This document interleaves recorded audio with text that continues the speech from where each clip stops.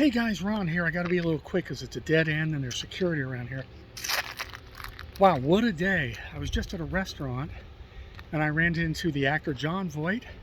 I have met with him before. 7 years ago I met him and he asked me to sit down at his table and talk to him. This time he was with his son James, who he introduced me to, but we got a picture together. We talked a little bit with some subjects we both happen to be interested in, Hollywood and politics. And two tables away was Shannon Tweed and her husband Gene Simmons, who also went over.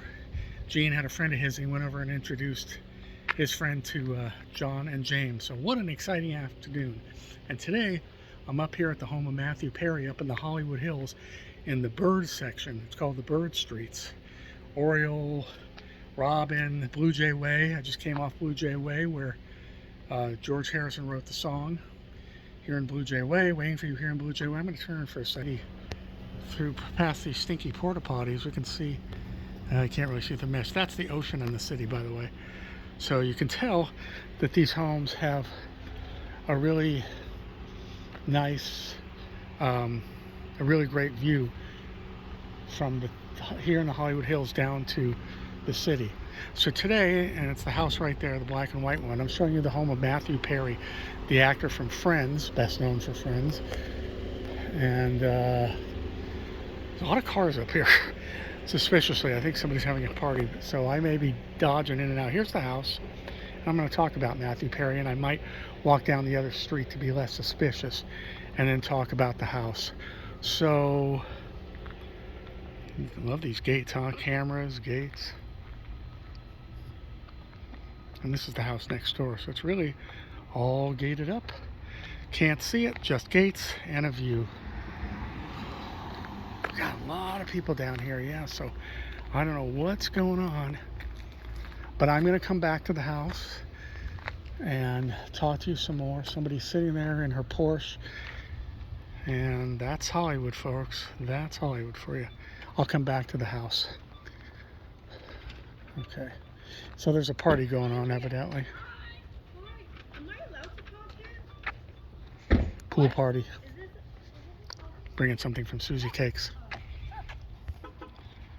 Look at the view.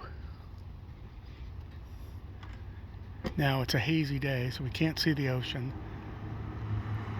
But there's quite a view, and somebody's definitely having a party. Yeah, okay, so let's just keep going back and forth. So Matthew Perry, very interesting story. At the time of this writing, he's written a book, an autobiography, which has become a #1 New York Times bestseller. I've read it. Matthew Perry is a guy who grew up in Canada.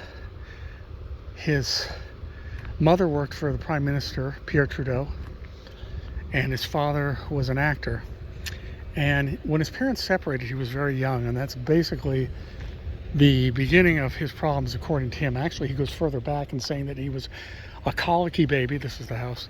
That he was a colicky baby. Well, a lot of people coming up. This must be the time of the party starting. And his parents gave him phenobarbital at like 8 weeks old, which is a downer, you know. And he thinks it somehow might have got in his brain and done some damage to him. Anyway, there's definitely a party happening. Something's happening. So, Matthew Perry, like I said, grew up with an actor father and a mother who worked in politics, but he said that he always had kind of this fear of abandonment, definitely because of his parents splitting up when he was so young, but also because his mother, would sometimes take him to functions. Here's a Hollywood porta potty, which are abundant here because of construction. His mother would take him to functions for the Canadian government, for Prime Minister, but that she'd always be kind of walking ahead and she'd be the celebrity and she'd always want him to turn around and say hello and acknowledge him. So he says he grew up kind of insecure, and then when he was 14 years old, he was laying in the grass with his friends, 2 brothers, who he mentions a lot, and that, here's the house again, and that he got drunk. They all got wasted, and he laid back in the grass. He was 14 years old. He said it was the best moment of his life, feeling like that's the way normal people must feel all the time. And ever since then, for the next what, 40 years? No, almost 40, 35. No, well, he's had relapses in the last 20 years. He says many, many, many, many. But basically, his life then became one of alcoholism and drug addiction. He was acting. He moved to LA. He was acting. He got actually a fair amount of roles. He was friends with the actor Craig Bierko, and he was friends with a couple other actors, and they kind of used to hang out. He used to go to a Hollywood club, or not a Hollywood club, but he used to go to a Hollywood restaurant kind of club, nightclub called the Formosa, and used to drink there, and he says pick up girls, and this was before he was famous. So he had quite the life, a lot of ladies in his life before fame and certainly after fame. And then he was with Craig Bierko, who got offered 2 roles, and Bierko was offered what became Friends and another show. And he asked Perry his opinion, what show should I take? I'm going to turn back around. He said to Bierko, he says, well, you should take Friends, or what became Friends. And Bierko stood 20 feet away with a payphone in Beverly Hills, and he took the other show.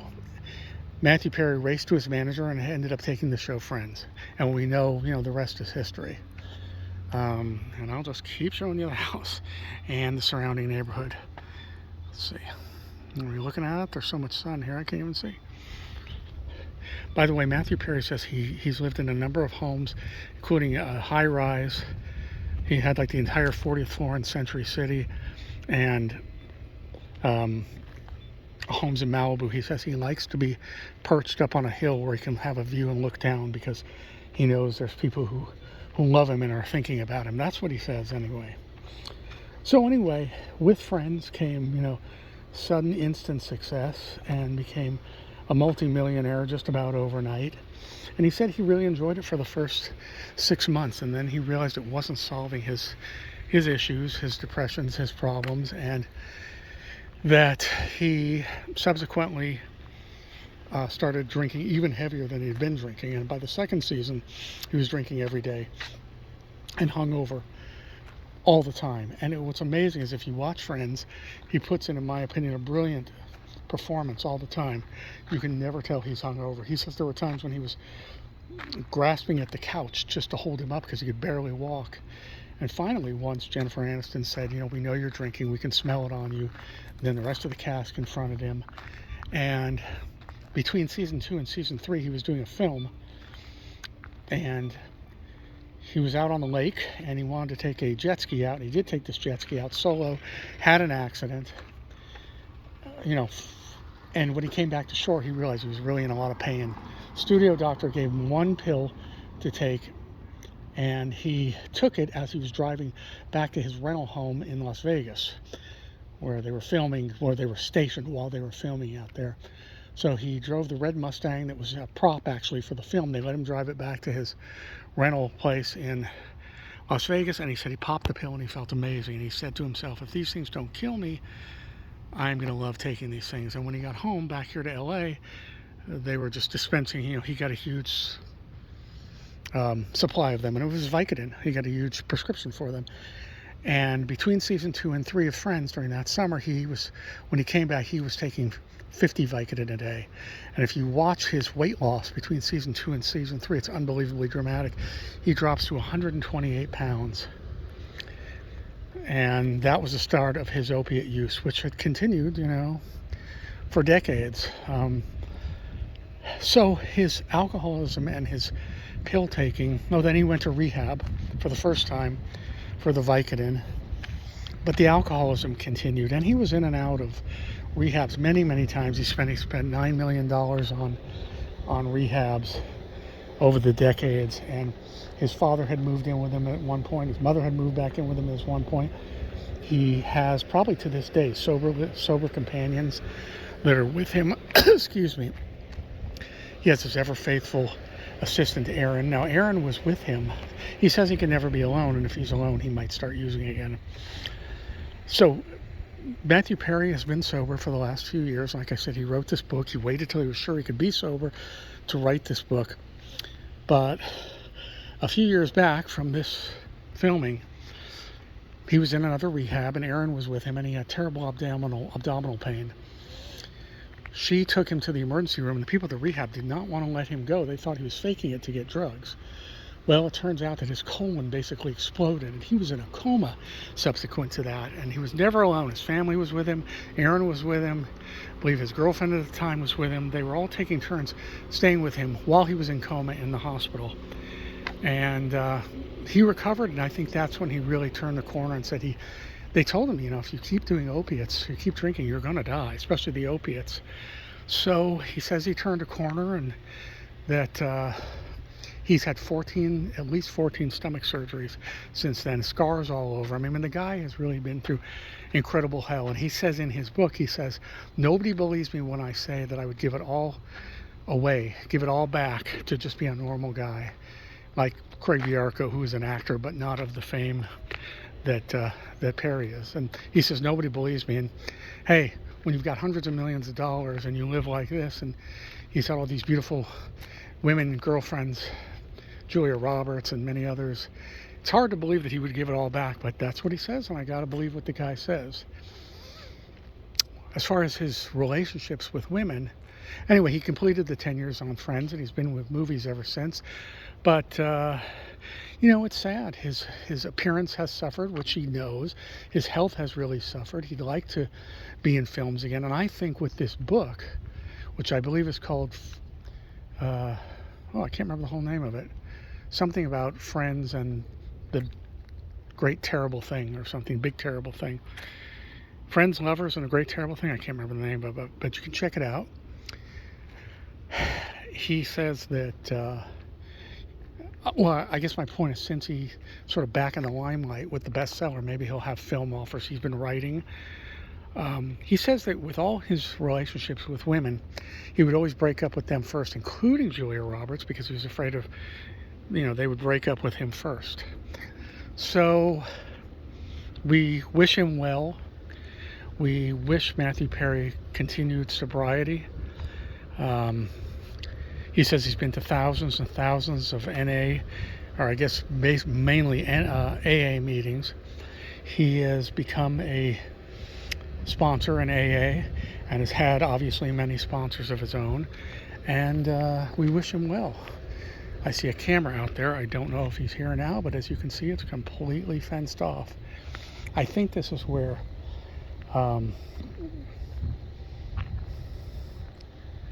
I'm trying to remember the name of the very famous female journalist did an interview with him, and it sure looked like it was at his home, unless they rented a home for him to do the interview, which they do sometimes. And we always end on the porta potties. All right, guys, well, I don't want to pace too many times, but the home of Matthew Perry, and like I say, with all he's been through, we're the best, that's for sure.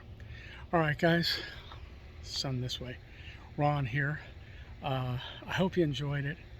I'm still on a high because I talked to Jon Voight and saw Gene Simmons 2 tables away today.